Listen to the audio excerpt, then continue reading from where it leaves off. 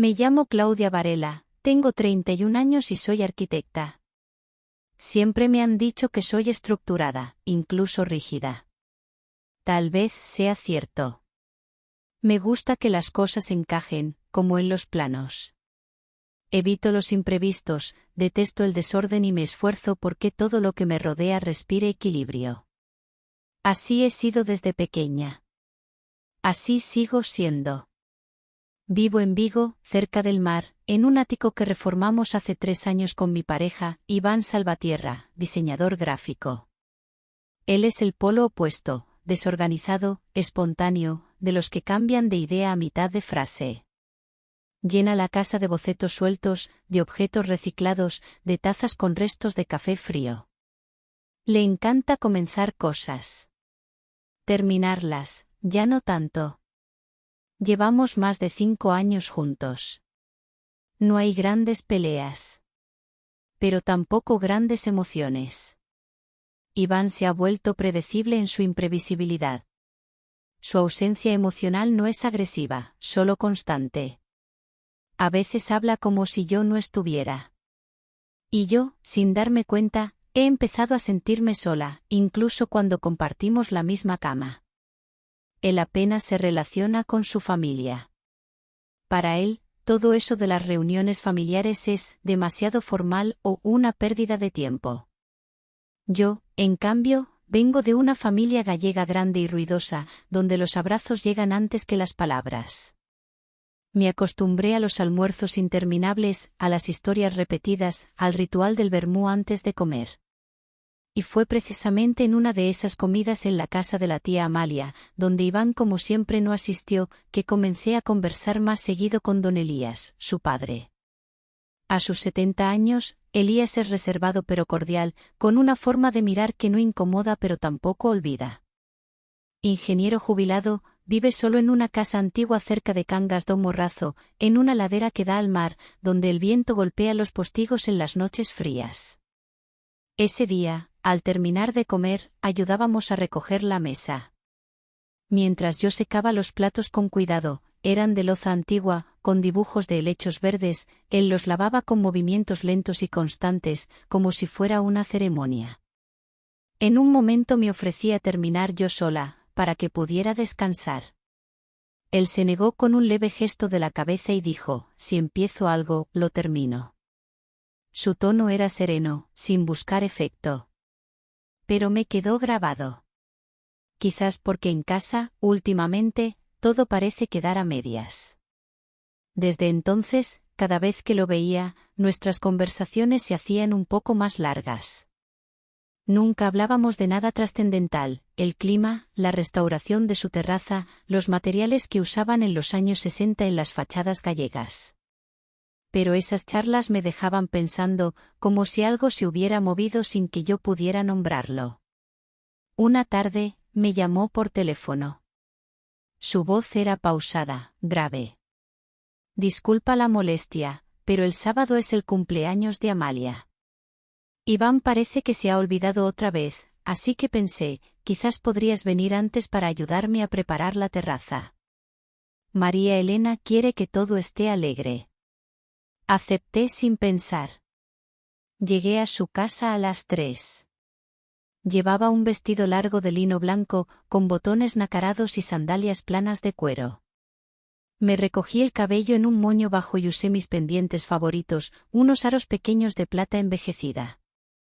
El viento olía a sal y a césped recién cortado.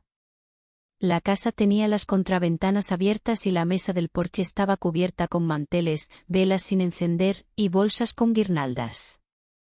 Don Elías me esperaba con una escalera de madera en la mano. Subí para colgar los adornos mientras él me sujetaba por la cintura, discretamente, con ambas manos para estabilizarme. No fue un gesto inapropiado, ni invasivo. Pero me estremecí. No por miedo. Por otra cosa. Por el contraste entre su firmeza y su contención. Mientras colocábamos las luces, hablábamos de arquitectura. Él recordaba nombres de proyectistas gallegos que yo solo había leído en la facultad.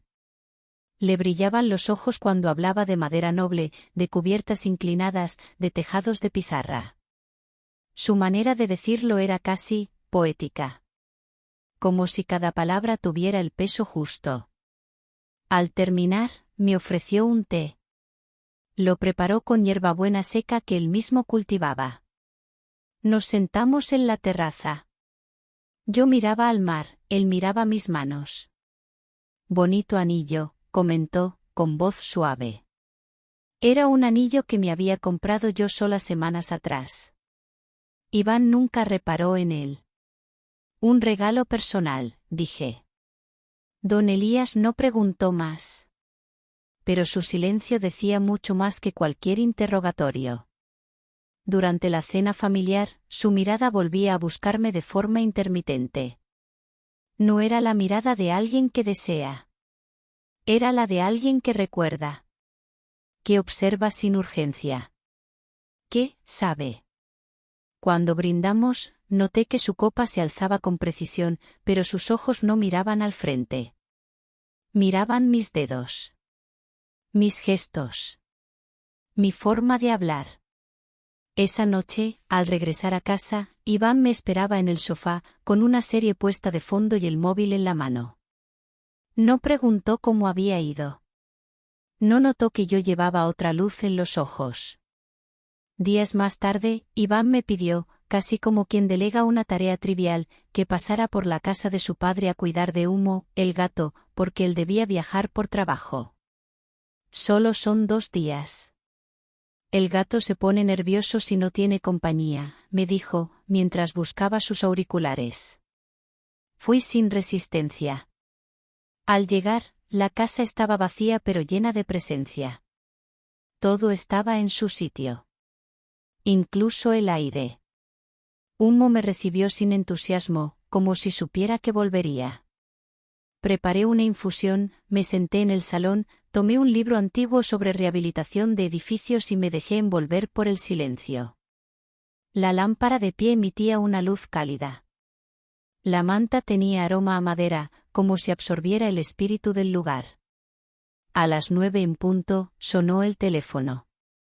Era él. ¿Estás bien allí?, preguntó, sin rodeos. Sí. Muy bien, en realidad. En el segundo cajón de la cocina hay una bolsita con infusión de cáscara de naranja. La traje de Lugo. Me pareció que quizás te gustaría. No supe qué contestar. Solo sonreí, aunque él no pudiera verme. Esa noche dormí en el sofá, acurrucada, con Humo a los pies. No por necesidad, sino porque por primera vez en mucho tiempo me sentí exactamente donde tenía que estar. La mañana siguiente en casa de don Elías me despertó con luz gris y un silencio antiguo. El tipo de silencio que no incomoda, que acompaña. Humo, el gato, dormía enroscado en el sillón. Yo permanecí quieta, observando las sombras que se proyectaban sobre la alfombra de lana rústica. Preparé café, tostadas con aceite y tomate. Todo sabía mejor en aquella cocina donde el tiempo no parecía avanzar como en otros lugares. Me duché sin prisa, dejé el cabello suelto, y me vestí con una blusa blanca de lino con cuello caído y unos pantalones anchos en color camel. En casa de Elías todo me salía con naturalidad, como si mi cuerpo respondiera a un ritmo distinto. Más lento. Más mío. Ese mediodía él volvió de hacer recados. Traía pan gallego envuelto en papel marrón y una pequeña planta de albahaca. Me saludó con una sonrisa apenas visible. Huele a café, ¿queda un poco? Sí, dije. Y tostadas. Aunque están frías. Las prefiero así. No hay prisa. Nos sentamos en la terraza. La brisa era suave. La albahaca quedó sobre la mesa como un símbolo discreto de vida nueva. Observé cómo sus dedos, largos, con venas marcadas y movimientos lentos, sostenían la taza. En ese instante pensé que nunca había sentido atracción por alguien mayor. Y sin embargo, no era exactamente atracción lo que sentía. Era otra cosa. Algo que se enredaba en mi estómago como un nudo que no dolía, pero que tampoco se deshacía. ¿No te resulta demasiado silenciosa esta casa? Pregunté, rompiendo el hilo invisible que nos envolvía. A veces sí. Pero hay silencios que abruman y silencios que protegen. Creo que es de los segundos. Volví la mirada hacia él. No tenía nada que añadir. Porque sí, su casa era un lugar donde una podía desaparecer sin desaparecer del todo. Esa tarde, antes de irme, le pregunté por un libro que había mencionado tiempo atrás, una edición antigua sobre rehabilitación de piedra en arquitectura gallega. Me miró sin sorpresa. ¿Quieres llevártelo? Si no te molesta. Te espero en la biblioteca. Subimos juntos. La biblioteca no era grande, pero sí densa. Olía a papel antiguo, a madera barnizada, a historia. Me indicó el estante, y yo me acerqué. Buscaba el libro sin mirar del todo. Sentía su presencia a mi espalda. A centímetros. No me tocaba. No hablaba. Pero lo sentía. El calor tranquilo de un cuerpo que no exige, pero sí espera. Encontré el libro. Me giré con él en las manos. Al mirarlo, noté que sus ojos se detuvieron brevemente en mi cuello, en el pliegue de mi blusa, sin ningún rastro de lascivia. Era más bien curiosidad contenida, respeto con latido. Está subrayado en algunas partes, me dijo. Puedes devolverlo cuando quieras. Bajamos. Él volvió a la cocina. Yo a la puerta. Pero antes de salir, me giré. Gracias por el libro, y por todo. Gracias a ti, respondió, sin mover un músculo del rostro. Esa noche, en casa, Iván me preguntó con desgano si Humo había causado problemas. Ninguno, contesté. Normal. Ese gato se lleva mejor contigo que conmigo. No insistió. No preguntó más. Me pareció cómodo. Demasiado cómodo. A la mañana siguiente, mientras Iván se duchaba, preparé café para ambos. Me senté frente a la ventana del comedor. A través del cristal vi caer una fina lluvia sobre los tejados. Me puse el anillo. Ese anillo de plata que él aún no había notado. Acaricié el borde del libro que me había prestado Elías. Subrayado. Su trazo era firme, meticuloso. Como él. Pasaron 2 días. El gato ya no requería cuidados, pero yo sí sentía la necesidad de volver. No por el animal. Ni por el libro. Algo en mí empujaba hacia aquella casa donde no había gritos, donde las palabras eran pocas y los silencios no eran carga. Busqué una excusa, llevaba un poco de comida húmeda para gatos que había comprado en una tienda especializada. Me presenté sin avisar. Golpeé la puerta con suavidad. Nadie respondió. Probé la llave que Iván había dejado en mi bolso. Entró con suavidad. Adentro, todo olía a infusión y madera. ¿Claudia? Dijo su voz desde la terraza. Pensé que quizás vendrías. No me sorprendió. Ni a él tampoco. Era como si ambos supiéramos que esto iba a suceder. Me acerqué. Estaba regando las plantas. Llevaba un suéter oscuro y pantalones claros. Tenía las mangas arremangadas y gotas de agua le salpicaban los brazos. Traje comida para Humo, dije, levantando la bolsa. Él no se queja, pero seguro que lo agradece. Nos quedamos en silencio. Un silencio denso pero no incómodo. El sol se filtraba entre las hojas de las bugambillas. Había algo en el aire. Algo que no era deseo, pero tampoco indiferencia. Tomamos té en la cocina. Mientras lo preparaba, se movía con lentitud. Sus gestos eran precisos, como si cada movimiento contara. Me pasó una taza. Esta menta es más fuerte de lo que parece. A mí me gusta así, dije. Al tomar la taza, nuestros dedos se rozaron. Fue mínimo. Ni largo ni breve. Solo suficiente. Él no retiró la mano. Yo tampoco. No fue un accidente. Fue un segundo exacto. Uno de esos instantes que no se rompen, pero tampoco se nombran. Continuamos hablando como si nada. Del jardín. De los tejados. De los nombres olvidados de árboles que crecían en Galicia y ya casi nadie plantaba. Pero yo ya no escuchaba del mismo modo. Al salir, no dijo, vuelve pronto. Solo se limitó a cerrar la puerta con suavidad. Sin cerrojo. Como si supiera que no sería necesario. Esa noche, me acosté al lado de Iván. Como cada noche. Como si nada hubiera cambiado. Pero algo en mí, ya no era igual. El día después de aquel leve contacto, tan breve como significativo, me desperté antes del amanecer.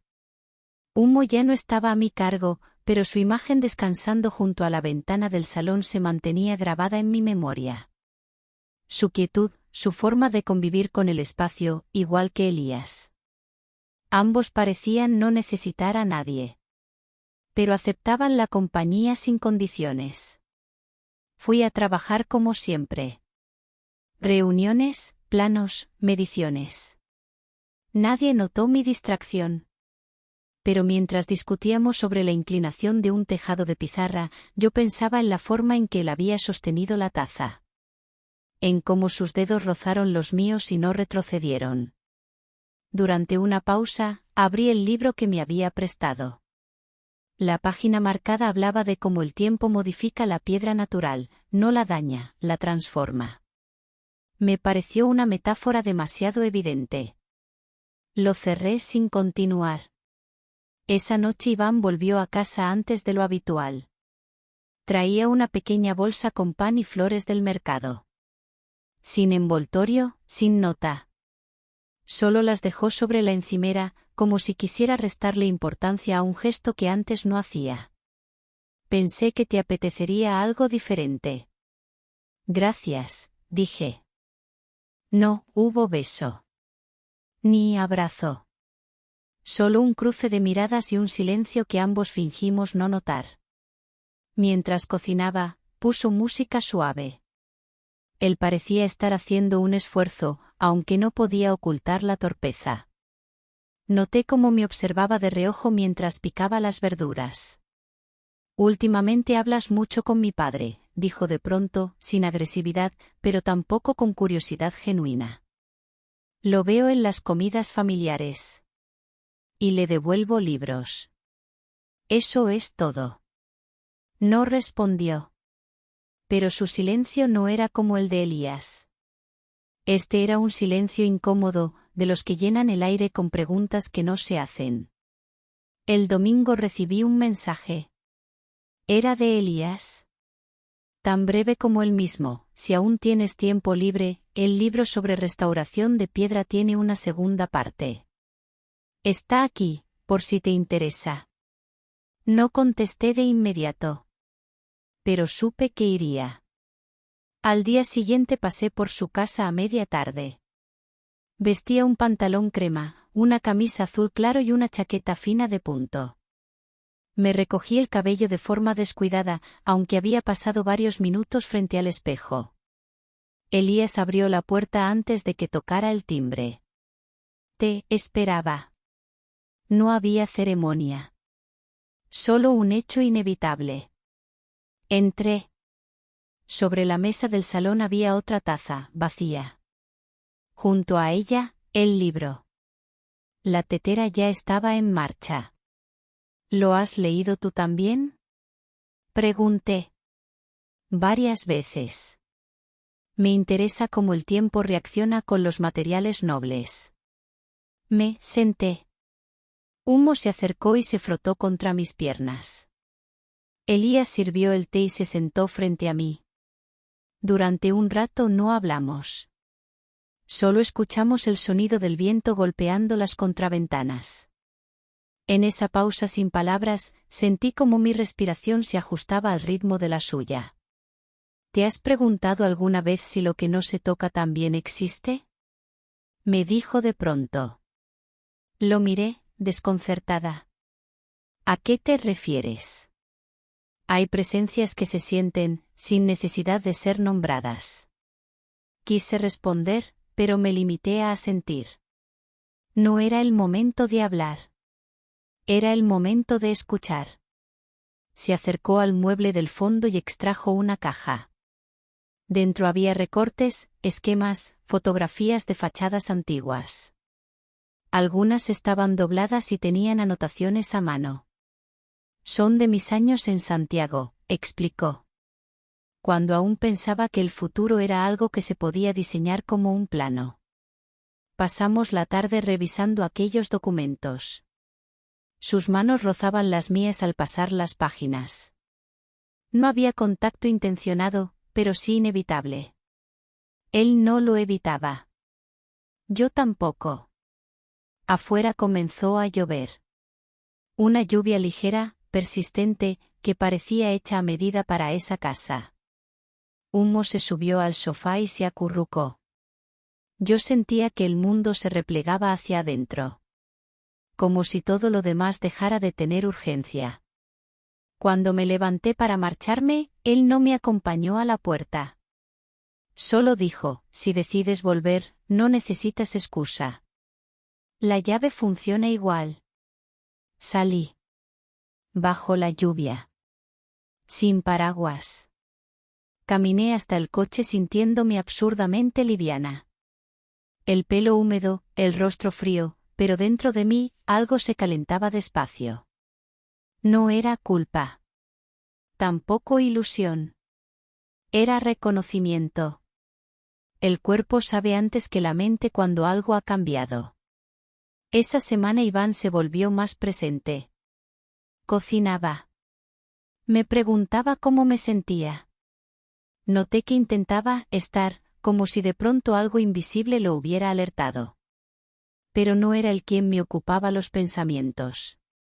Cada vez que sonaba mi móvil, esperaba que fuera él. No Iván. Una tarde de jueves, Elías me escribió, no se ha roto nada. Pero tampoco todo sigue igual. Su mensaje me hizo cerrar los ojos. Me apoyé contra la pared y lo sentí, esa certeza tranquila de quien no corre, pero tampoco se detiene. El domingo volví. No toqué el timbre. Abrí con la llave. Elías estaba en la cocina. Cortaba pan. Pensé que vendrías hoy. ¿Está listo el té? Gracias, dije.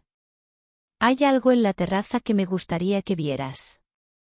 Salimos. Sobre la mesa había un cuaderno abierto. Dibujos de fachadas. Bocetos hechos a mano. A lápiz. Los hice esta semana. Pensé en ti al dibujarlos, dijo, sin mirar. No supe qué responder. Ni siquiera era necesario.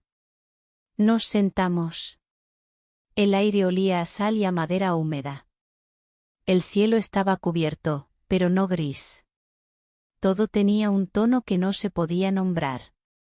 Solo sentir. Nos miramos. No nos tocamos. No era necesario. Lo que no se toca, también existe. La siguiente semana transcurrió como una cuerda tensada. Iván empezó a mostrarse más presente, pero no como antes, sino como si temiera que algo, que no entendía, se le escapara de las manos. Yo, en cambio, actuaba igual que siempre, pero dentro de mí algo había perdido su forma anterior. Había dejado de buscar excusas para visitar a don Elías. Ya no necesitaba llevar comida para Humo ni preguntar por libros antiguos.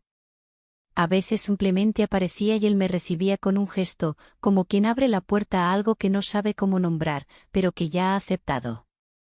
Una tarde, después del trabajo, llegué sin avisar. Era lunes. Llevaba una falda de lana gris claro, botas altas y un abrigo azul oscuro que se cerraba con una hebilla metálica. El viento olía a eucalipto y a lluvia lejana. Él estaba en el jardín, recogiendo hojas secas. Llevaba una camisa remangada, el pelo un poco revuelto por el viento. Me miró desde lejos y levantó la mano en señal de bienvenida. «Llegas justo cuando las hojas deciden irse», dijo con una leve sonrisa. «No todas se van», respondí. «Algunas se aferran un poco más». Fue un intercambio sin peso aparente, pero que me dejó con una sensación densa en el pecho. Entramos. Humo nos siguió con paso elegante. Preparamos té de hibisco esta vez, un poco más ácido que las anteriores infusiones. La cocina se llenó de un aroma dulce y metálico. Nos sentamos frente a frente. Había música instrumental de fondo, suave, sin letra. Como nuestras conversaciones. «He soñado contigo», dijo de repente. La taza se detuvo en el aire. No por miedo, sino porque no esperaba oírlo en voz alta. No fue un sueño exacto. Más bien, una imagen, continuó. Estabas aquí, como ahora, con ese abrigo oscuro. Pero en el sueño no hablabas. Y sin embargo, todo estaba dicho. No respondí. Me limité a mirarlo.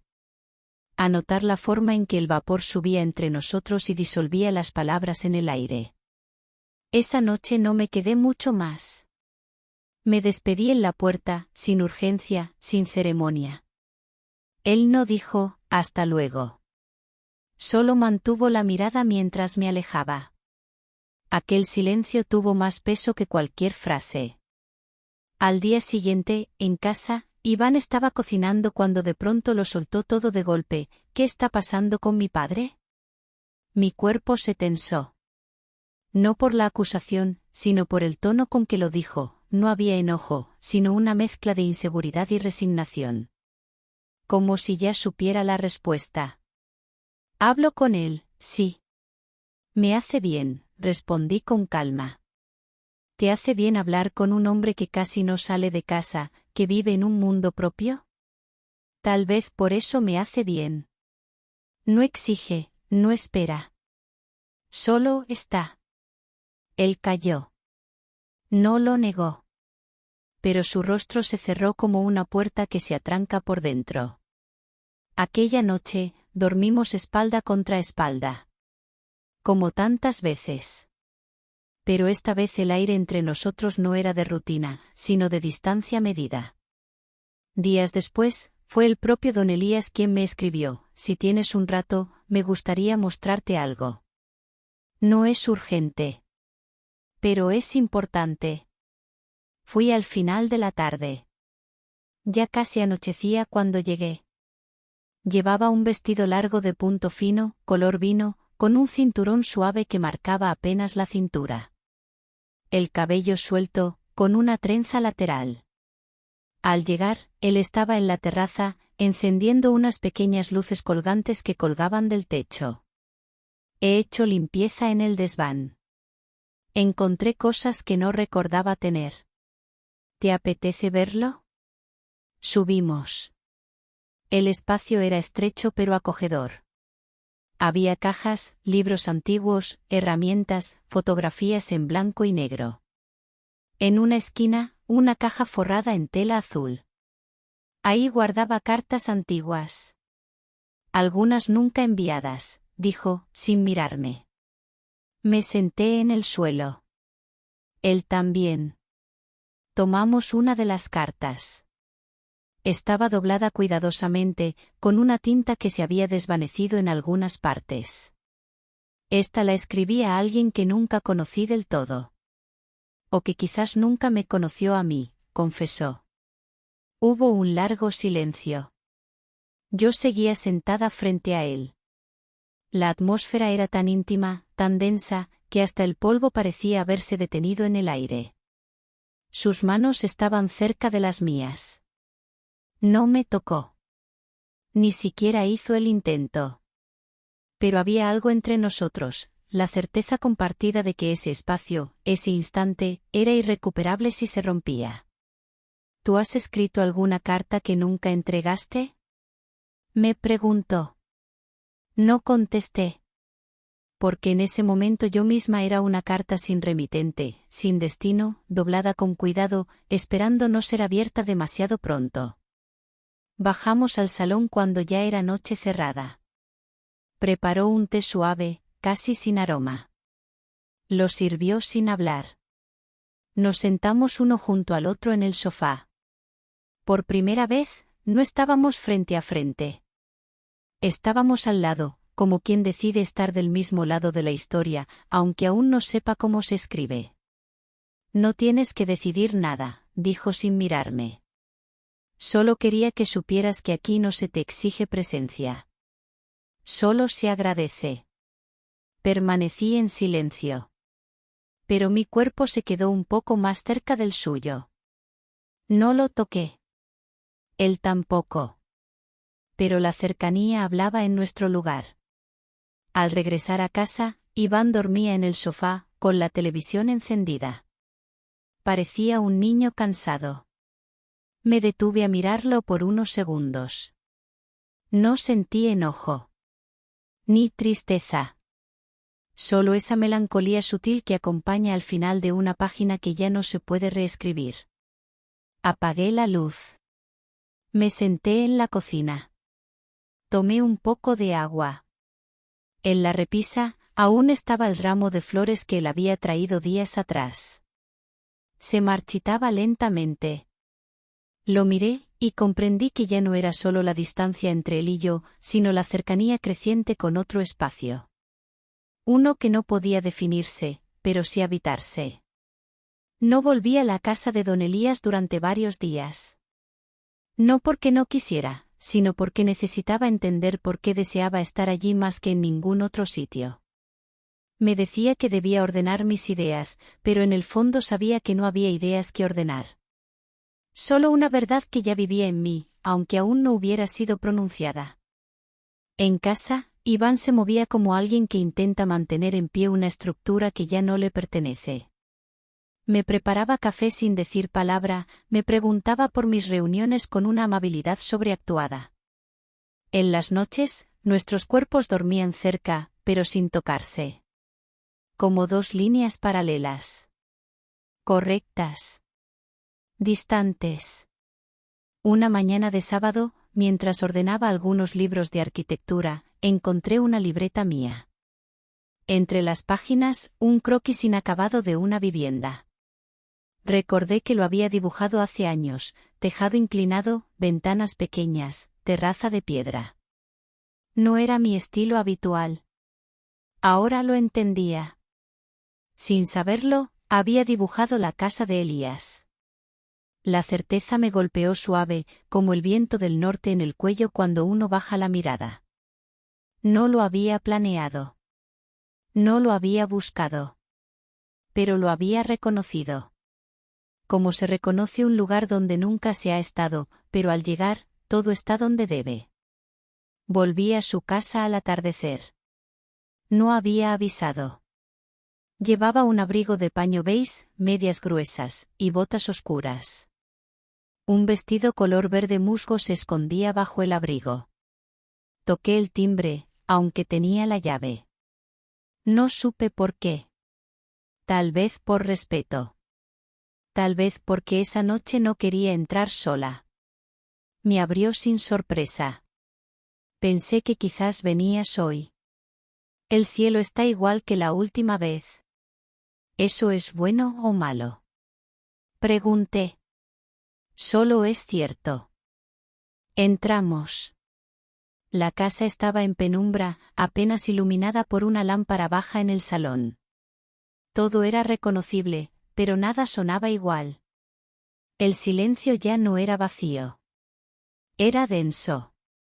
Como una espera sin reloj. Me ofreció té. No lo acepté. Me senté frente a él. Esta vez, sin mesa, sin excusas. Solo nosotros. No puedo seguir fingiendo que esto no existe, dije al fin. Elías bajó la mirada, sin temor. Como si ya supiera cada palabra antes de oírlas. Yo tampoco. Pero no sé si debemos nombrarlo. ¿Y si no lo nombramos nunca? Dije. ¿Seguirá existiendo? Más que si lo forzamos a tener un nombre. Ese momento no necesitaba más. Y sin embargo, él se acercó, lento. No me tocó. Pero me miró con esa calma exacta que tiene el mar cuando ya se ha retirado la tormenta. Me sostuvo la mirada sin pretender nada. Solo estar. Claudia, dijo, apenas audible. Lo que siento no tiene edad. Ni dirección. Solo profundidad. Yo asentí. No lloré. Pero sentí que algo dentro de mí se había desanudado, como si por fin me quitara un abrigo que ya no me protegía, sino que me pesaba. No hubo beso. No hubo caricia. Pero cuando me levanté para irme, él tomó con suavidad mi mano, apenas un instante. Y fue más que cualquier gesto. Fue un cierre. O quizás, un comienzo no anunciado. Salí de la casa con la sensación de haber dejado una parte de mí allí, no como pérdida, sino como entrega. Un regalo a lo que no pudo ser, pero fue. A lo que no se rompió porque nunca se tensó demasiado. Al regresar a casa, Iván me esperaba. No dijo nada. Solo me miró, como alguien que ha entendido todo sin haber preguntado nada. Ya no estás aquí, ¿verdad? Murmuró. No supe qué decirle. Y él no lo pidió. Esa noche dormimos en silencio. Pero esta vez no fue un silencio neutro. Fue un adiós no dicho, de esos que se aceptan cuando ya es tarde para otra cosa. Pasaron semanas. Todo en mi vida parecía igual. Iba al trabajo. Leía. Comía sola. Iván y yo seguíamos en la misma casa, pero como vecinos cordiales que no se deben explicaciones. Lo único que cambió fue dentro de mí. Un día encontré en mi bolso la llave de la casa de don Elías. No recordaba haberla guardado. Dudé si debía devolverla. Si debía volver. Y no lo hice. No porque no quisiera.